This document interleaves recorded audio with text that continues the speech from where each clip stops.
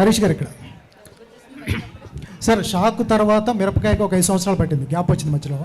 తర్వాత గద్దలకొండ గణేష్ దగ్గర అక్కడి నుంచి మిస్టర్ పద్యం రావడానికి మళ్ళీ ఇంకో 5 సంవత్సరాలు పట్టింది. మధ్యలో పవన్ కళ్యాణ్ గారిది ఉన్న 1 వీక్ నాకు తెలిసి 1 మంత్ జరుగుతుంది. ఏంటి సార్ ఈ గ్యాప్? అక్కడో 5 years ఇక్కడో 5 years. అంటే మనకి ఆన్సర్ తెలియనప్పుడు వచ్చేదాన్నే గ్యాప్ అంటారు.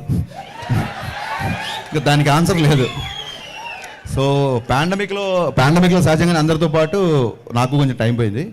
ఆ తర్వాత చాలామంది ఆ సినిమా లేట్ అవుతుంది కదా, వేరే సినిమా చేయండి అన్నారు. ఆ సినిమా లేట్ అవుతుంది అని చెప్పి కోపంతోనో ఇంకో ఫీలింగ్తోనో బయటకు వచ్చి సినిమా చేయకూడదు. ఎప్పుడైతే మనం ఈ సినిమా బాగా తీయగలుగుతాం అన్నప్పుడే బయటకు వచ్చి సినిమా చేయాలి. సో కళ్యాణ్ గారు పాలిటిక్స్లో బిజీ అవ్వడం మూలంగా ఇమీడియట్గా ఎలక్షన్స్ మూలంగా ఉండడంతో ఇమీడియట్గా ఈ సినిమాకి షిఫ్ట్ అయ్యాం. ఈ సినిమా నేను ఎప్పుడో రాసుకున్నాను, ఈ చేంజెస్ ఇవన్నీ ఎప్పుడో చేసుకున్నాను కాబట్టి I was easy to shoot. So this is fastest film my career. నాకు చాలా ఫాస్ట్గా తీసిన సినిమా ఇది.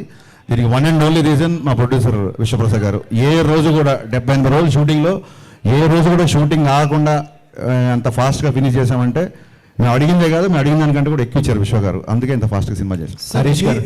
మీరు రవితేజ గారు, అమితాబ్ బచ్చన్ గారు ఫ్యాన్స్ అనే ఈ టైటిల్ పెట్టారా, లేకపోతే రిలవెంట్ ఉంటుంది ఆ స్టోరీకి ఏదైనా? ఇప్పుడు మేము చాలా మందికి ఫ్యాన్స్ అలా అని చెప్పి అన్ని టైటిల్స్ పెట్టలేం కదా. కథాపరంగా ఒక చిన్న పిట్ట కథ ఉంటుంది కథలో, అందుకు. అండ్ వన్ మోర్ థింగ్ ఏంటంటే ఈ టైటిల్ పెట్టింది రవితేజ గారే. మిస్టర్ బచ్చన్ టైటిల్ ఆయనే పెట్టారు, మిరపకాయ టైటిల్ కూడా అప్పుడు ఆయనే పెట్టారు. సో సెంటిమెంట్గా కూడా కలిసి వచ్చింది.